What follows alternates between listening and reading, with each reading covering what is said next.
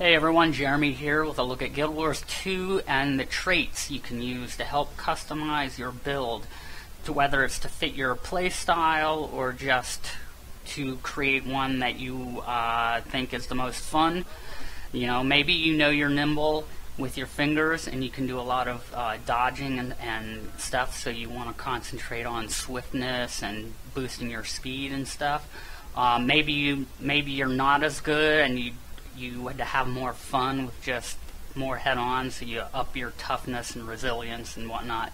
Traits is just one of maybe, I would say, 3 ways to customize your character. You can use traits, I would say armor, and then skills. And we'll get into armor and skills in another video. But right now, let's look at traits. I'm in the heart of the mists, which of course boosts you to level 80, even if you started the game and you're only level 1 right now in the real world.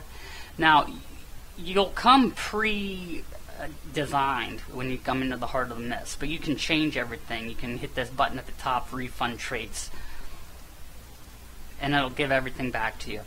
So I'm an Asura Elementalist. Every class is going to have roughly, I believe, 5 areas of expertise to build upon. Your max trait points is 70. That's even out in the real world. You can have up to 70 points. That will allow you to basically fill up about 2 entire expertise lines and trait lines, and then you'll have 10 more left over. So you can juggle however you want. So for instance, if I want to look at, say, fire, and I want to concentrate on critical hits, up in my critical damage and critical hits, I can look here and look on the adept level under a 10-point cost, and I have 6 things to choose from just on here. And so let's try 30%. So I'll say, okay, cool. And plus over here, based on how many points you spent, you get stuff. I spent 10 points, I'm getting an increased power by 100 and plus 10% increase in condition duration. That's like, sort of like increases your AoE time. Air magic I have, of course, is precision and critical damage. I'm not going to go over the specifics of what the Elementalist class is. This is all about traits. So if I want to, I can, let's say I want to go all the way and max out because I want precision and critical damage. That's what I want. So I can go ahead and go up to here and go clear to the end, and I have all these to choose from. So let's say I want 10% more damage while I'm attuned to air. You have to buy all of these before it. See how that I had to spend a full 30 points? I couldn't just skip these. So now I have these. So I might as well pick something for each of these slots as well. So I could say maybe I want to move faster, or I want my glyphs to recharge faster. A glyph is a kind of skill you can get. Let's say I want my endurance to recharge faster. That means I can dodge more often. And then here I could spend it on 20% more damage to foes with less than 25% health. And so now I have 30 left over. I could go into my arcane and just max this one out too.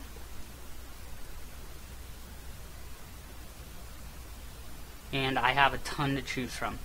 So you see here, you have a ton. 70 points allows you to mix and match a lot. If you look at it very linearly, you can just buy the skills you want, and yes, they'll do what they say, but it's not limited to that. Because some of these skills, if you look here, you can see electric discharge, strike your target with a bolt of lightning when attuning to air. That means you're adding a small layer of additional possibilities when you think about jumping between attunements. Like if you keep switching, flip-flopping, like during combat. So like even in the middle of a fight, I could be on fire attunement, throwing fireballs, and then all of a sudden, you know, switch to my air attunement, and it'll add this extra attack. And that's because I bought this, and I can incorporate that in how I play the game. And other attunements do that as well. Earth, damage foe, cripple for 3 seconds when attuning to the Earth, you know, when attuning to Earth.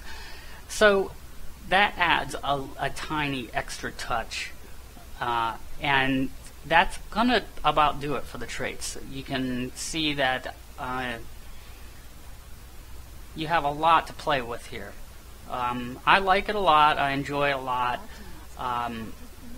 And this is only one of what I would call 3 factors that help customize your character even further. So next time I'm going to take a look at the equipment, how you can even further customize your character through equipment and inscriptions and glyphs.